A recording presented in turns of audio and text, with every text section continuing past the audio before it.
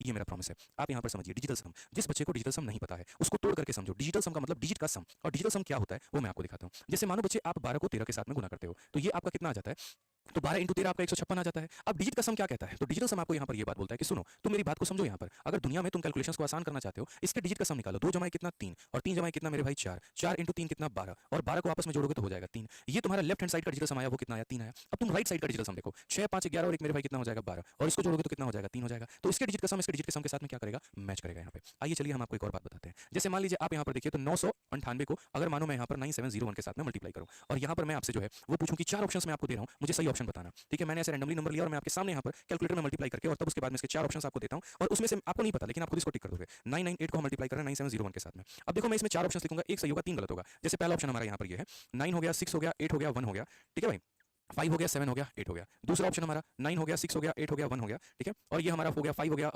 5 हो गया हमारा, उसके बाद में यहाँ पर जो है 5 हो गया, 6 हो गया और 8 हो गया। सी ऑप्शन हमारा यहाँ पर ये है, 9 हो गया, 6 हो गया, 8 हो गया, 1 हो गया, 5 हो गया, 8 हो गया, 8 हो गया। और ऑप्शन नंबर जो डी है मेरे भाई यहाँ पर 9 हो गया, 6 हो गया, 8 हो गया, 1 हो गया, 5 हो गया, 9 हो गया, 8 हो गया। बस एक जैसे बड़े प्यार से आप लोगों ने सक्सेसिव सीखा ना दोस्त, बस वैसे ही आप लोग यहाँ पर डिजिटल सम को सीख लेना। डिजिटल सम के स्पेशल लेक्चर्स मैंने दो यूट्यूब पर पढ़ा रखे हैं, मिलियंस में उसके ऊपर में व्यूज हैं। डिजिटल सम एक गणित का ऐसा मेथड है जो बड़े से बड़े कैलकुलेशन को भी चुटकी बजाते हल कर देता है। ठीक है, अगर आपको डिटेल में पढ़ना है तो आप यूट्यूब पर टाइप कर लेना, आपको मिल जाएगा। ठीक है, बाकी अभी यहाँ पर जो है मैं आपको उसका छोटा सा रूप बता देता हूँ। अच्छा, जैसे मानो डिजिटल सम में क्या होता है, पहली बात 9 में अगर किसी भी संख्या को जोड़ोगे तो 9 + 1 आ गया 10, और 10 का डिजिटल सम कितना होता है 1। अगर 9 में आप 2 जोड़ोगे आ जाएगा 11, और डिजिटल सम कितना होगा 2। तो आप देख रहे हो जितना जोड़ रहे हो वहीं आ रहा है, 2 जोड़ रहे हो 2 आ रहा है, 3 जोड़ोगे 3 आएगा। यानी जोड़ते वक्त में 9 का कोई भी रोल नहीं होता है, जोड़ते वक्त में 9 का कोई भी रोल नहीं होता है। तो अगर हम मान लीजिए यहाँ पर जोड़ रहे हैं जैसे इन सभी लोगों को आपस में, तो 9 का कोई रोल नहीं है, हटा दो, कितना आ जाएगा 8। यहाँ पर कोई रोल नहीं है, 7 और 1 8, 8 और 8 को गुना करेंगे तो आ जाएगा 64, और 64 को जोड़ोगे 6 जमा 4 मेरे भाई 10, 10 में यहाँ पर 1 + 0 1 आएगा। तो डिजिटल सम कितना आया 1।